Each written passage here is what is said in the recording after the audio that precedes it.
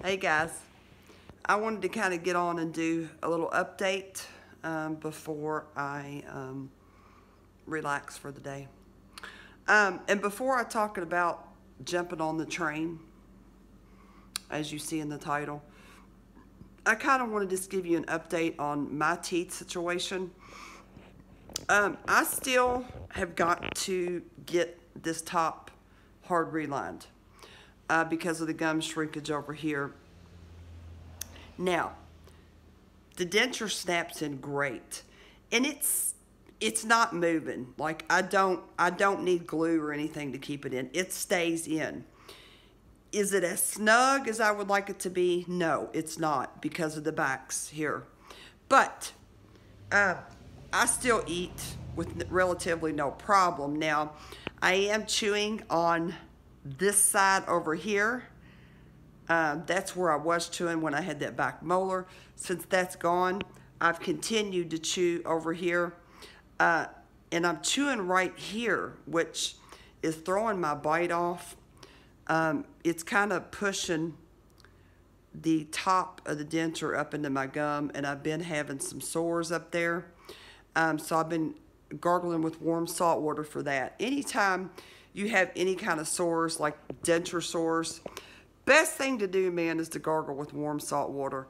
I get the water as warm as I can stand it, and that it feels so good on your gums.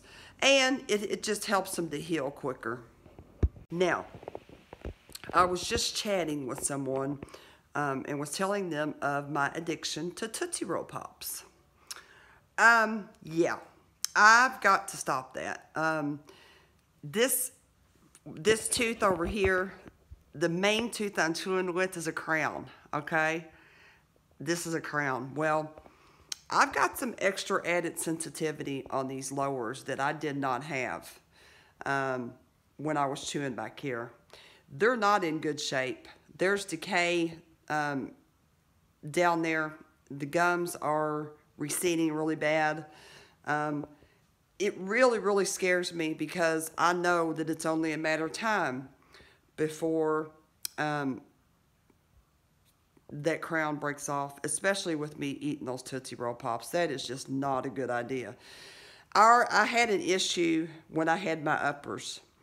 When I still had most of my uppers, I was chewing over on this side because I think I had some teeth over here, but no teeth back here. Well, I was eating a Tootsie Roll Pop one day, and one of my crowns come off. You would have thought that I would have learned my lesson, but no, I love them. Gosh, I just love them. But seriously, I'm going to have to really, really, if I want these lowers to last for any length of time, you know, I need to really watch what I'm eating and not eat anything hard or chewy, because that's what caused that back crown to pop off. Or I probably still would have had it. But I plan on calling the dentist Monday to see if they will accept what the insurance will pay, which is 50% of the price of the hard reline. So I'm going to see if he will work with me on that. I just haven't felt good. I literally come home from work, eat, and lay down. And that's another thing I want to tell you. There's people that I normally message with on a pretty regular basis, and I haven't talked to a lot of you in a while, and I've gotten a couple messages asking if I was mad because they hadn't talked to me, and it's not that.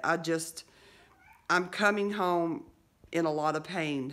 The job I do now, I've been at about 3 months, and it's repetitive motion. I'm standing on my feet all day, so when I get home, I'm just worn out. I've been messaging. If I'm going to do any messaging, the majority of it I wait and do it on the weekends.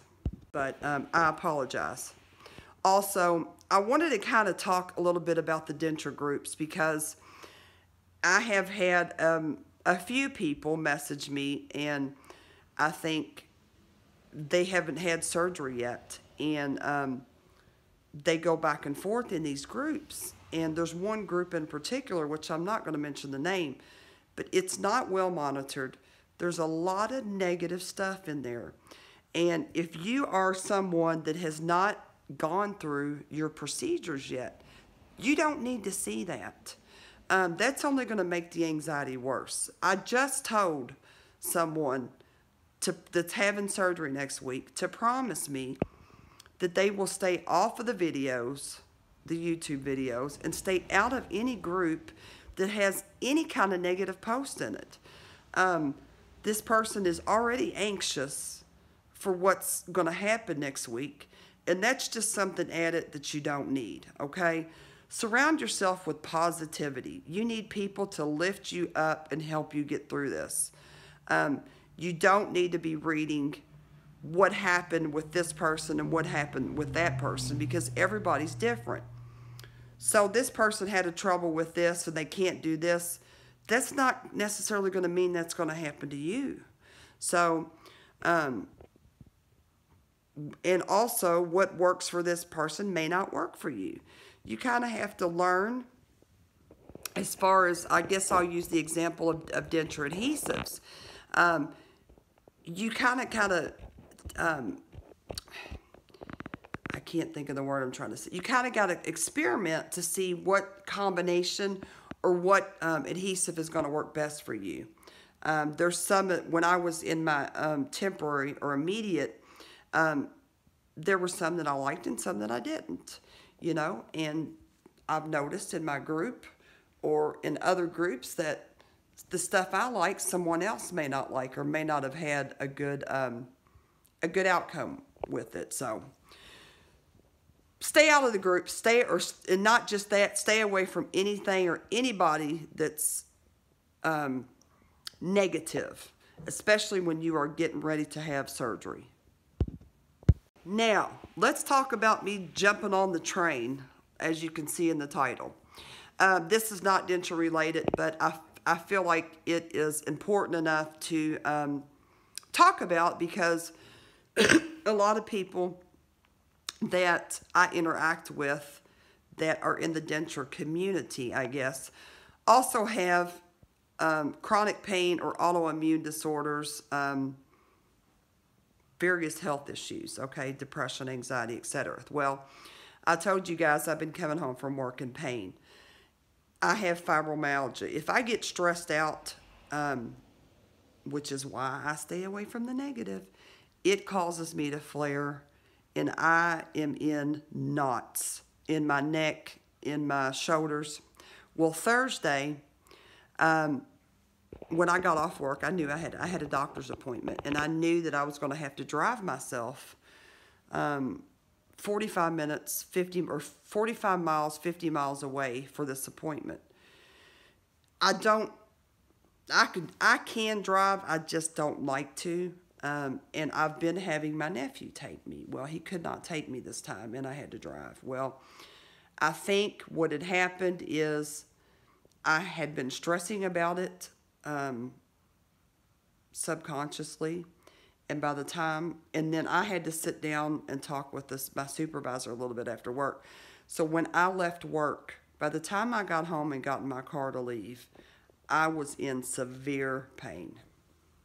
So out of desperation, I finally decided to try CBD oil, okay? I've been wanting to try it for quite some time, but I didn't do any research to find out or know or who I should order it from or what company's the best. And it just so happens that there's a little independent pharmacy down here where I live, and they sell it. There's a company, I live in Kentucky, there's a company in a little town not far from me that makes and sells the CBD oil, and they are carrying it now down at this little independent pharmacy. So I knew it was just right down the street. I thought, I am desperate. I'm going to give it a shot. So it comes in different strengths. I'm going to try to see if I can show you this without the light glaring. Okay, I got the 300 milligram. It comes, this particular company, it comes in a 600 milligram and a 1200, okay? This is natural CBD oil, and this is the natural flavor. The instructions say, which you can use this for I'll have to get my chart. Hang on, guys. For this particular one I got, at lower doses, you can use it for insomnia, restlessness, or general health. And it says to take 10 to 20 milligrams 1 hour prior to bedtime, okay? For chronic pain, inflammation, anxiety, ADHD, and post-workout recovery, you're supposed to take 10 to 15 milligrams twice daily. There's also a little section here for autoimmune. Oh, I didn't even see this. For autoimmune and palliative care, it suggests you take 20 milligrams twice daily. What you do is you put it under your tongue and hold it for 30 seconds, okay? Then you swish it around your mouth to coat your cheeks and gums and swallow it. You're not supposed to eat or drink anything for 30 minutes after you dose. Now, this has a dropper. Let me see if I can get this out, guys. Hang on. Okay. This has a dropper, and you can see it's labeled in milliliters. This is a 1 milliliter dropper, okay? 1 milliliter is 10 milligrams. That's the conversion. So, for autoimmune, it suggests, sorry guys, that you take 20 milligrams twice daily. So that would be 2 full droppers twice daily. I'm not going to take that much. I've started off taking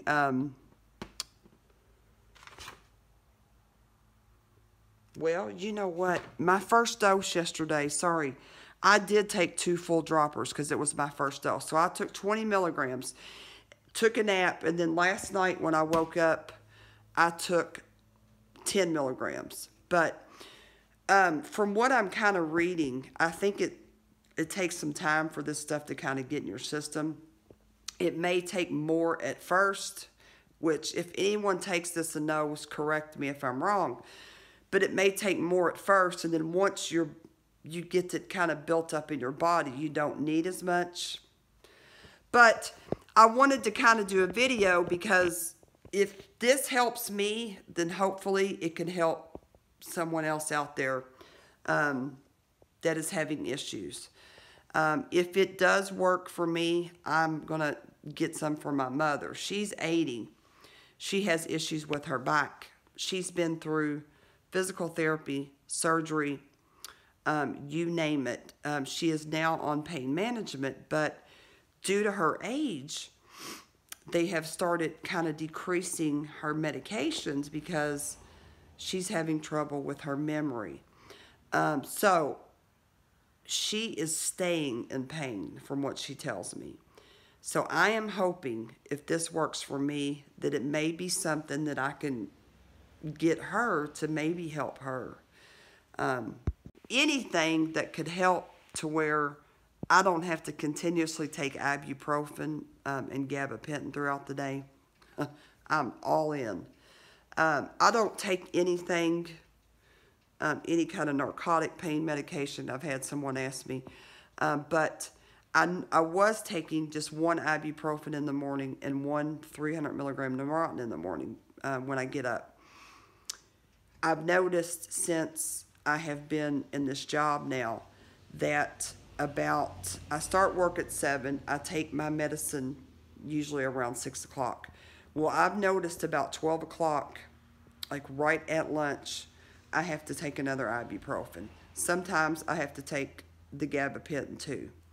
But I want to get away from that.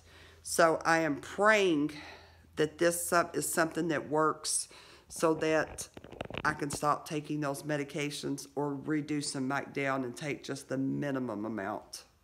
So I will keep you guys updated on my progress and how I do with this. Like I said, fingers crossed.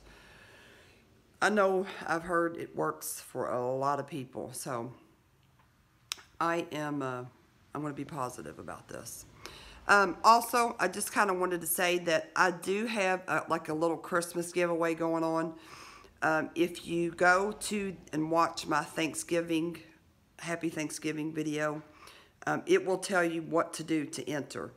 I've got a list going, And on December the 15th, I will do a live random drawing.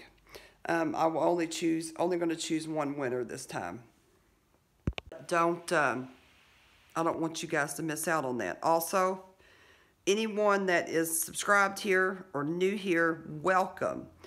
If any of you are looking for additional information or support for dentures or dental implants, I have a group. I will post the link to the group. I will also post the link to the Happy Thanksgiving video so you guys can click on that and get entered. Post a link to my group. We are over 800 members now. I'm so grateful. A great group of people. I'm very thankful. So thank you to everybody that helps. I think as a whole group, we are just very helpful with new people coming in that have questions. And I'm very grateful because I can't be on there all day.